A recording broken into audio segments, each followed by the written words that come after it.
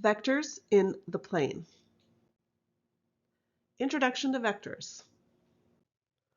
What is a vector? Well, quantities such as force and velocity involve both a magnitude and a direction, and therefore they require us to use more than one real number to characterize them. So we use vectors, and vectors are directed line segments, and direction here is very important. So you can see I've very clumsily drawn in an arrow to show direction, but I do want to point out that not all of my pictures will have an arrow because that's something I had to draw in after the fact. But direction is very important because it's one of the two things that we need with vectors. One is magnitude, which we will find, which is just the length, so we'll find using the distance formula. And then, of course, the direction. Now you can see that I've just plotted this on a normal coordinate plane, and that is how we're often going to characterize a vector in component form, which we'll learn in just a moment. So let's take a look at this vector PQ, and we want to find the magnitude. So this is, of course, where we would find the magnitude. This is the notation that you would use. I also want to point out some more notation that you're going to see later on. So I'm using PQ to characterize this particular vector. You might also see this called vector V, and you'll see that either written in a bold case, or you'll see V with the vector line above it, the vector accent. So here, if we're trying to find PQ, the magnitude of PQ, we are going to simply use the distance formula.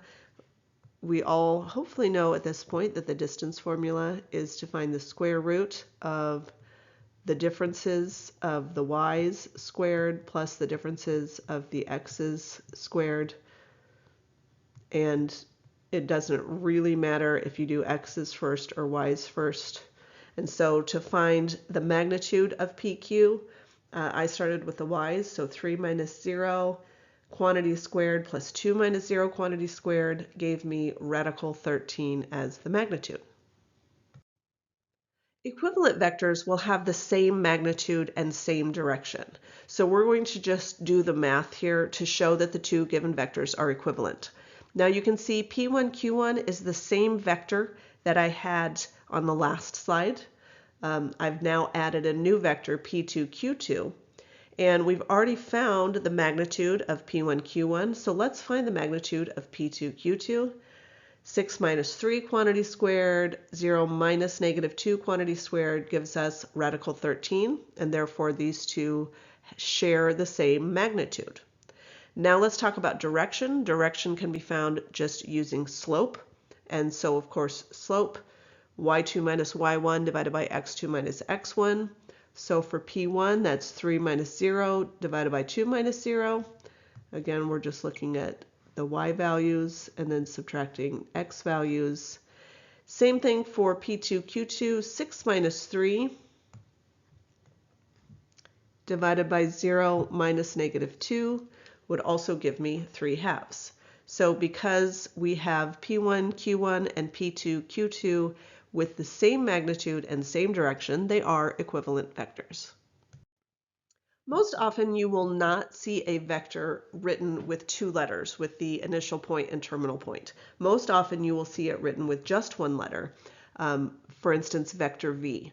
Now you might see that written as lowercase italicized with the vector accent above it, but your book in particular uses the the bold, lowercase, non-italicized V.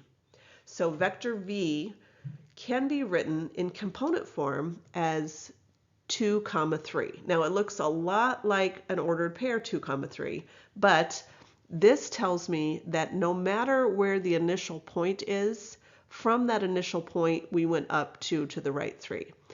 Now P1, Q1 already started at the origin, and you can see I went 2 to the right up 3. But we can see that P2, Q2, which is a different one than I used before, P2, Q2, is not at the origin. So what we want to do is we want to use this formula to be able to rewrite it so that it's in component form, and it's going to be able to describe to us, if I were to basically slide this over and put P2 right here, what would it look like? And that's what we're trying to do. So we're going to use this formula where we're going to basically take the x values and subtract them, and the y values and subtract them. So P1, Q1 are just the x values for P and Q, and Q2, P2 are just the y values for P and Q. So in this case, we would then take -2 minus 3, which gives me -5, and then 4 minus 1, which gives me 3, and this would now be component form. Now what this tells me is if I were to rewrite this starting here at 0, 0, then the terminal point would be at -5, 3. So this is what my new vector would look like, just like that. And we can see that those two vectors are in fact equivalent vectors. So again, there should be an arrow. I was lazy enough to not put the arrows on everything, but you get the idea. Vector operations and unit vectors. We're going to take a look now at some vector operations, and instead of showing you the math, because the math is super simple, the math here is component wise, which means x values go with x values, y values go with y values. So if I'm finding the sum of two vectors, I'm adding the x values, I'm adding the y values. You get the idea. I want to focus instead on what this looks like on your graph. So again, I'm dealing with vectors. I should have some arrows on there, but again, I haven't figured out how to do that in Desmos, so you'll have to use your imagination. Right now, I've got two vectors. The first is at 2, 3, and the second is at 3, -2. So that's vector u and vector v. Now, those are the two vectors that we're going to use so that you can understand how vector operations work. So we'll start with u plus v. And when we're adding two vectors together, essentially what I want you to visualize is that I'm going to u, and then from the end of u, I'm basically going to slide this green guy up here and go v from u. So that would give me this point right here. So this would be v again. And so my solution would be 5, 1. So this is often called the parallelogram rule because we can see that this would make a parallelogram. So I could either take v plus u or u plus v.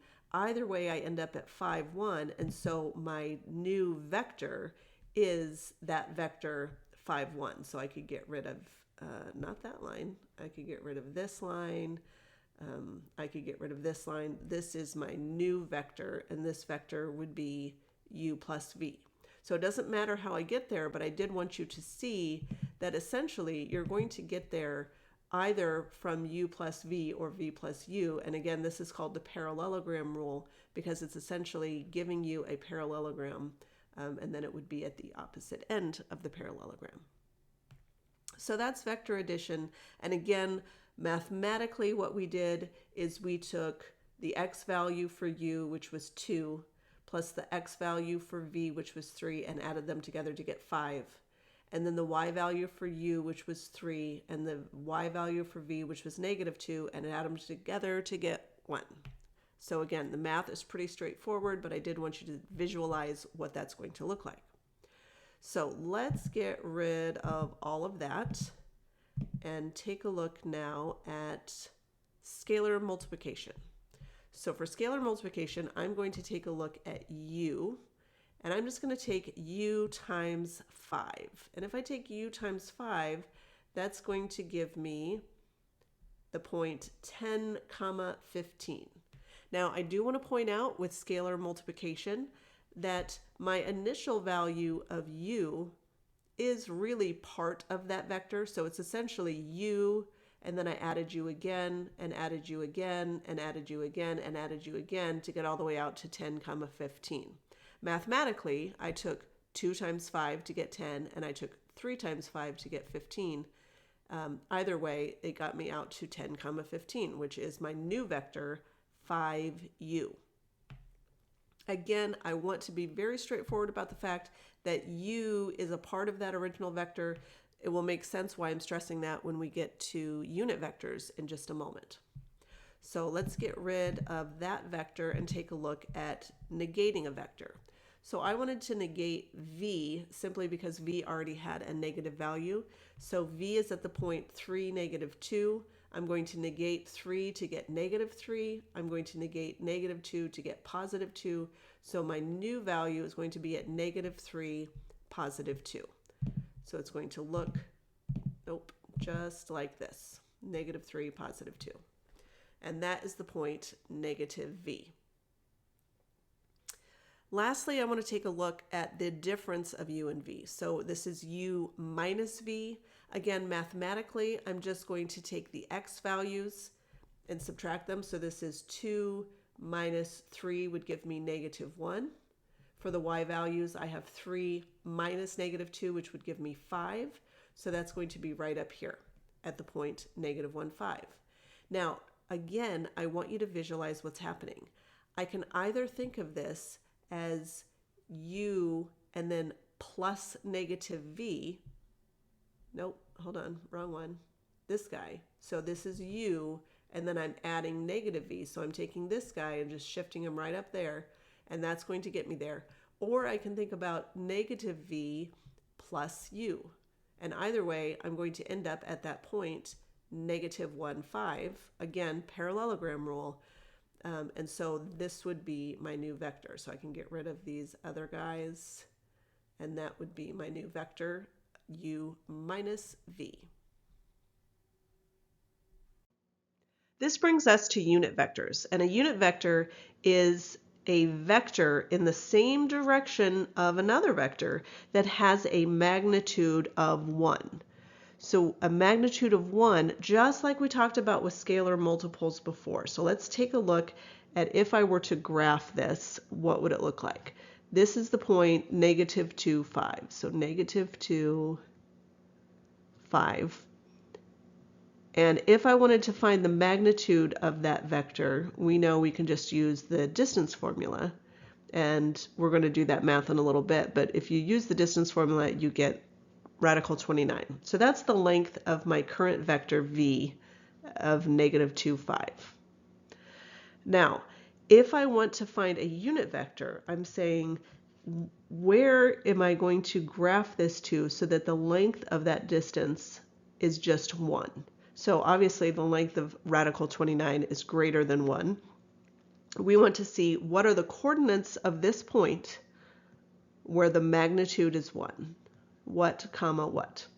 So let's do the math. Now, you can think of it either as v divided by the magnitude of v, v being the vector, or it's a little bit easier, I think, to use 1 divided by the magnitude of v.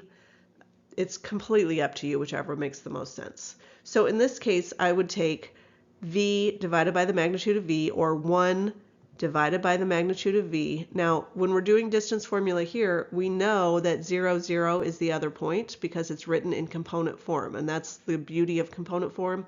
So I didn't have to take 2 minus -2 and 5, I'm sorry, 0 minus -2 and 0 minus 5. I can just take the 0 right out of it. I can square -2 and square 5. That's where I get that radical 29. So 1 divided by radical 29, and then I'm multiplying it by both the x value and the y value. And so that's going to give me the new coordinates of that point. -2 divided by radical 29, comma, 5 divided by radical 29. Now you might be saying, do I have to rationalize the denominator? Well, you sure can. -2 radical 29 divided by 29, comma, 5 radical 29 divided by 29. It's completely up to you. I would probably just take the lazy way out and leave it just like this. Now, I do want to point out to you that the magnitude is 1, so you don't have to do the check every time, but you can do the check. So I did it in this case just so you could see that the magnitude would in fact be 1. Negative 2 radical 29 squared would be 4 over 29. 5 divided by radical 29 squared would be 25 divided by 29, and then together that's 29 divided by 29, which is the square root of that is 1. And so we can see that the magnitude is in fact 1. Let's take a look at something now called a standard unit vector. So tying it into the unit vectors that we just talked about, I have here vector 4, 5. Now if I wanted to find the unit vector for 4, 5, I would start by finding the magnitude of v, which would be the square root of 4 squared plus 5 squared, which would be the square root of 41. And so if I said, what is the unit vector for, I'm sorry, this is vector u, not v. So what is the unit vector for u? I would say that unit vector is 4 divided by radical 41, comma, 5 divided by radical 41. That would be my unit vector, and it would be somewhere down here. But what if instead, because unit vectors always essentially lie on the original vector, what if instead I wanted to use horizontal and vertical vectors? So think of this as I can get to 4, 5 as the crow flies by following my vector. But what if I had a road system that looked like a grid? Well, I couldn't do that. So essentially we're saying, how many times would I have to go to the right or left, and how many times would I have to go up or down to get from the origin here up to 4, 5? Well, that's where the unit vectors come in. So unit vector I looks like this. It's horizontal, and it's at the point 1, 0. Now keep in mind that you need to keep your notation pretty tight here, because if I write I like this, now that looks like an imaginary number, and it's definitely not. So I is the unit vector that is horizontal, 1, 0, and j is the unit vector that is vertical, 0, 1. So when we're writing our vector u, which is at 4, 5, and if I'm writing it as a linear combination of the vectors I and j, I'm saying from 0, 0, I would have to go 1, 2, 3, 4 to the right, and I would have to go 1, 2, 3, 4, 5 up. So I used 4 i's and I used 5 j's to get up to 4, 5. And that's really what the math is going to look like. I'm saying u is 4, 5. Well, if I take 4 times 1, 0, that's the same as 4, right? If I take 5 times 0, 1, that's the same as the 5. And therefore, I can rewrite this as 4i plus 5j. So that's how I would rewrite this using, as a linear combination, using the standard unit vectors. Before we take a look at any of the applications that would be involved with vectors or unit vectors or the linear combination of standard unit vectors, let's just make sure we understand more about vector operations. As you can see in this case, I have some unit vectors. So this is using the linear combination of standard unit vectors. These are u and v, and I want to do some addition. So we're going to do this one together, and then I'm going to have you try that second one on your own. So let's take a look at 3u plus 5v. There's two different ways to go about this, and it's going to result in the same solution, so really just pick the one that makes more sense to you. One way is using component vector form. So instead of thinking about u as 4i plus 5j, I'm thinking about it as 4, 5. Because that's how we write it in component form. And instead of v as 2i minus j, I have 2 and negative 1. And therefore, I'm going to take 3 u's plus 5 v's, and then I'm just going to distribute the 3, distribute the 5, and then add 12 plus 10 to get 22, 15 plus negative 5 to get 10, and then I'm going to turn it back into a unit vector, and that would give me 22i plus 10j. The other way, of course, is to not write it as a component and to keep it as the unit vector. So 3u would be 3 times what they told me u was, which is 4i plus 5j, and then 5 times 2i minus j. Again, now I'm going to distribute, and then I'm going to combine like terms. 12i plus 10i is 22i, 15j minus 5j is 10j, and you can see I get the same result. So up to you which way that you like better. I would like for you now to try u minus 2v using either method to find the solution, and when you're ready, press play to see how you did. All right, let's take a look. Using either way, I should end up with just 7j. That means there's no I value, it's just j, so it's just 7. We're going to finish out this portion of the video talking about direction angles. So I want to first, I know there's a lot on this screen, I want to point your attention first to the unit circle on the top right of your screen. So we have talked about the fact that if you have a unit vector u, and that unit vector u is obviously going to have a magnitude of 1, because that is the definition of a unit vector, is that the magnitude is equal to 1. We also know from our study of the unit circle that any ordered pair on the unit circle can be also written as cosine of theta comma sine of theta. So these are all things that we know already, and of course that theta is whatever angle that vector or line, or however you describe it, is going to make with the positive x-axis. So really we're taking all of that we know about the unit circle and saying, okay, instead of writing x comma y, let's write this vector as cosine theta comma sine of theta. That's component form. And instead of doing that, let's take it to the next level using those standard unit vectors and rewrite this as cosine theta I plus sine theta j. So I can describe that vector in any of those ways. From here, now let's take a look at some vector v. So vector u, that's our unit vector.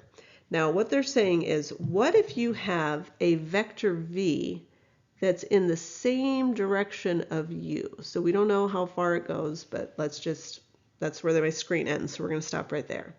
So we have some vector v that's the same direction of u. All I have to do to describe that is to multiply this unit vector by the magnitude of v. So if I knew the magnitude of this vector, all I would have to do is multiply that by either the component form or the form using the standard unit vectors. And that's what you can see here. Now, why does that work? It's just scalar multiplication, just as we did before.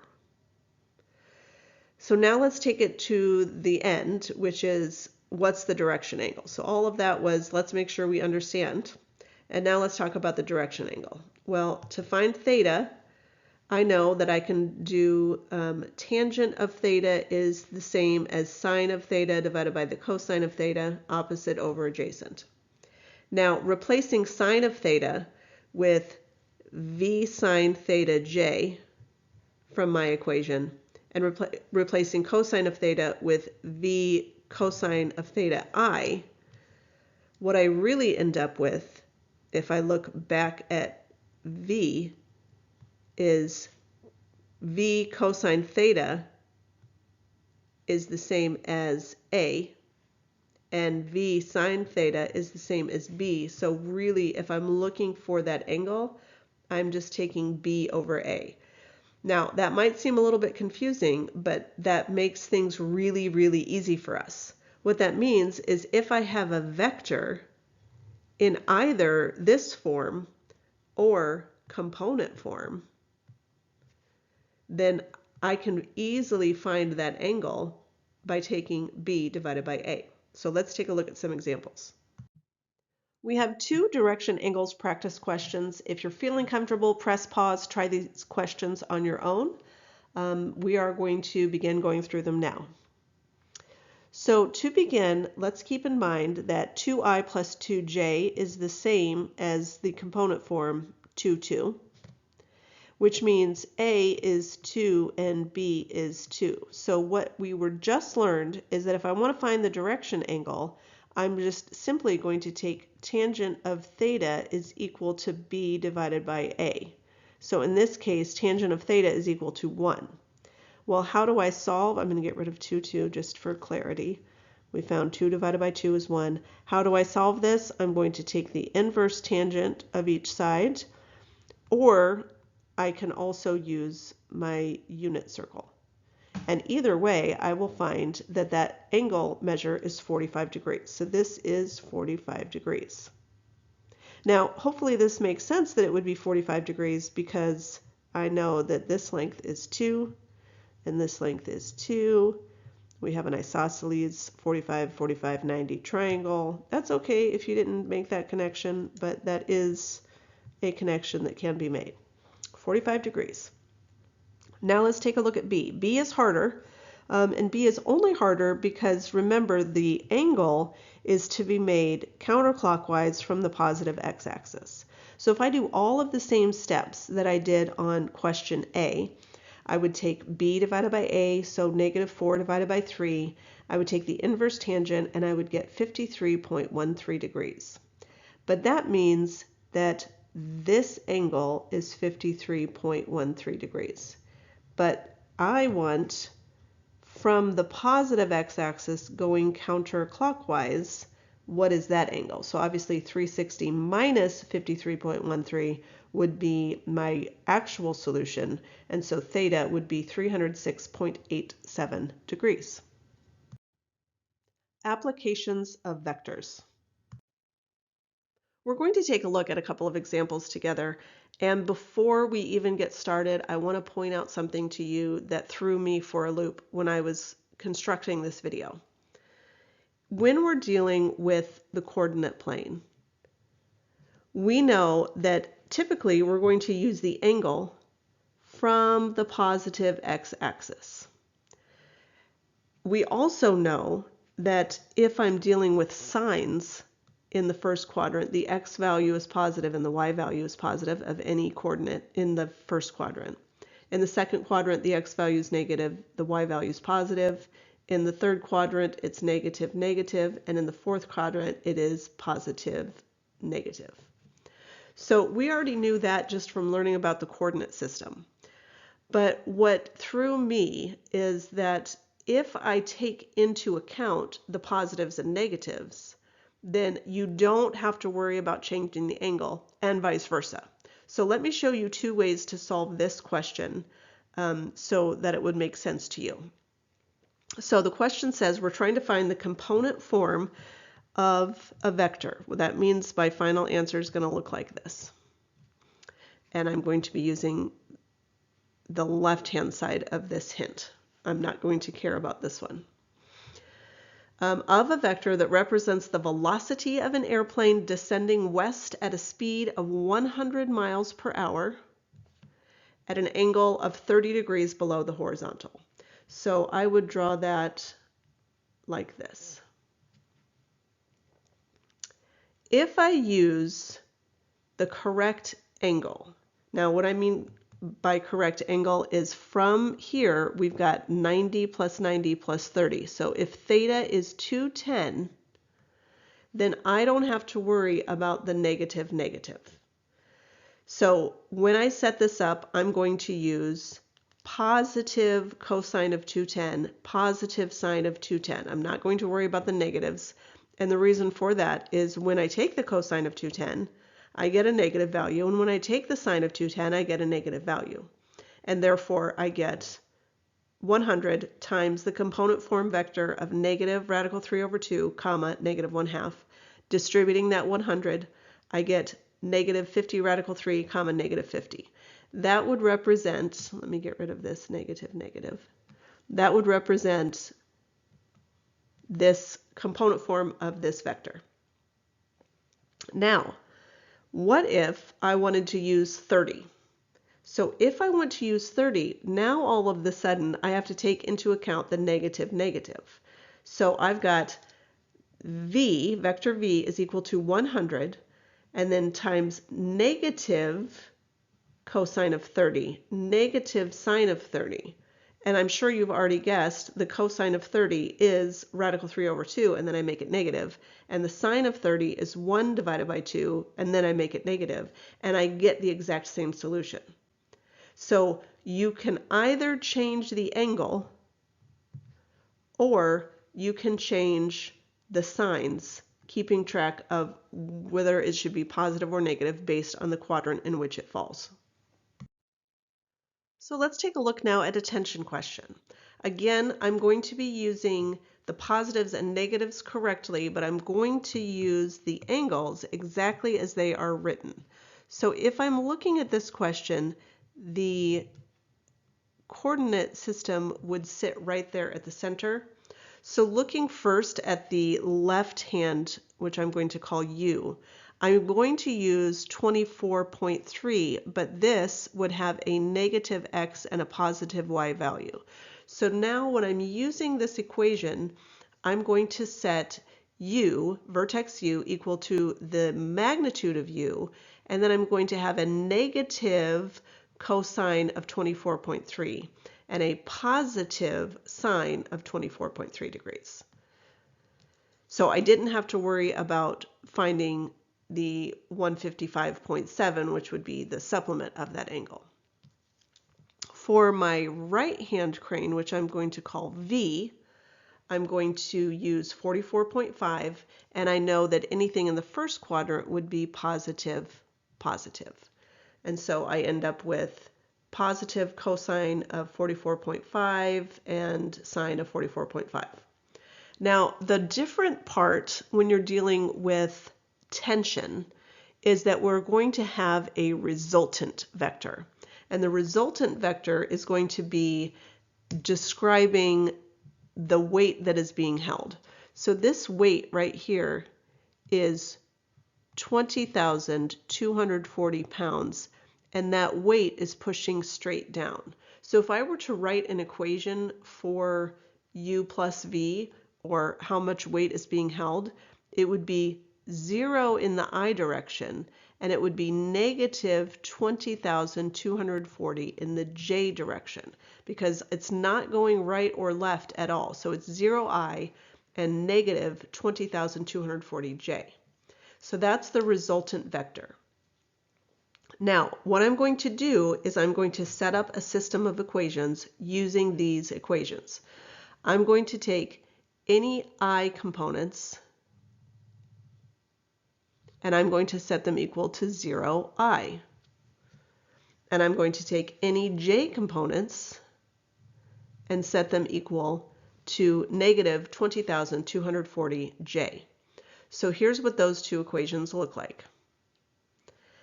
Now, that's exactly as it's written. Notice I've gotten rid of the I because these are all I's, so really I just divided everything by I. And for the second equation, same thing. Now, what I want to do is I now have a system of equations that is these two equations. And I'm going to take this equation and do some rearranging. So I'm going to subtract the cosine of 44.5 from each side and divide each side by negative cosine of 24.3. Sorry, I couldn't show you all that work. This is not a huge slide. So I'm going to essentially rewrite this first equation into this last equation. Now, why would I do that? Because now I have a system of equations, and I can use what is called the substitution method to solve this system of equations. So if you're not familiar with that, what we're doing is we're isolating one variable. In this case, I isolated the variable of the magnitude of U. And I'm going to take all of the stuff that the magnitude of U is equal to, and I'm going to plug it into this equation for the magnitude of U. So here's what that looks like. I've replaced U with this whole mess of stuff, and I've rewritten everything else exactly as it is. And then it's just a matter of factoring the V, which is now my one variable, is I'm factoring out the magnitude of v from both terms, which looks like this. So now I have cosine of 44.5 divided by cosine of 24.3. And notice I just popped this to the top because that's exactly how multiplication and division work. And then plus the sine of 44.5.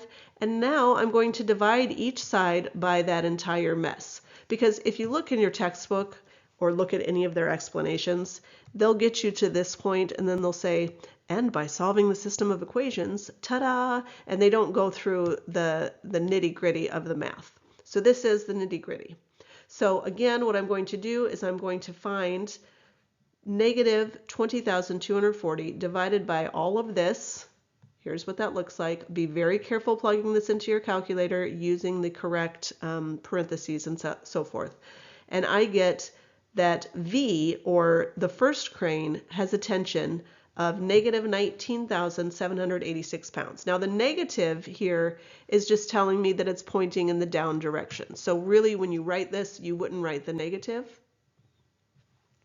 And then to find the tension of U, which is the tension of the cable for the first crane, I'm going to use this equation, replacing V with the value that I just found, and I would get about negative 15,484 pounds. Again, I would think about that as a positive. The tension is just pulling downward. We're going to finish with one last question, and if you're currently enrolled in my course at Bellevue University, this will look familiar to you. This is similar to the question I'm asking for this week's discussion board, although I wasn't nice enough to give you angles. Instead, you're going to have to use some inverse trig functions to figure out those angles. But this should help you anyway with the setup. So what we want to do now is determine the tension in each cable supporting the load. And I'm going to look first at AC. So if I look at AC, this would be the coordinates that I would be looking at. So I am going to use 50, but as we know, in the fourth quadrant, this would be a positive x and a negative y. So for AC, which I'm going to call U, vector U, I would have cosine of 50, but I would have negative magnitude of U sine of 50j. So that's for U. For V, again, I'm going to use 30, but now the coordinate looks like this. And so now I'm in the third quadrant, and this is a negative, negative. And so for V, I'm going to have negative magnitude of V cosine of 30i minus magnitude of V sine of 30j. And just as I did before, then I'm going to find the resultant, which is what is being held up, or 2,000 pounds, in the negative direction. So straight down, 2,000 pounds. From here, I'm going to magically solve the equation. Just kidding. I'm going to use system of equations just as I did before. Here's my two equations, U and V. I'm going to take this this equation and turn it into another form so that I can use it to substitute. So I'm going to, of course, add V cosine of 30 to each side. That's going to give me this equation. Then I will divide each side by cosine of 50, and that gives me this equation right here. So that's what I'm going to replace U with in the equation. And when I did this, since everything was negative, I went ahead and just changed this to positive. So that's why you don't see any of those pesky negatives here. And so again, I've got the not absolute value, the magnitude of V times the cosine of 30 divided by the cosine of 50 times sine of 50. So all of this replaced the magnitude of U. And then I'm just as I did before, I'm going to factor out the magnitude of V to see what's left over. And then I'm going to divide each side by that to find about 1,305.4 pounds for V. And U, I'm going to plug back into this equation to solve to find about 1,758.8 pounds. Sorry for the longest video ever, but I felt there was a lot to cover. Coming up next, easy stuff, vectors and dot products.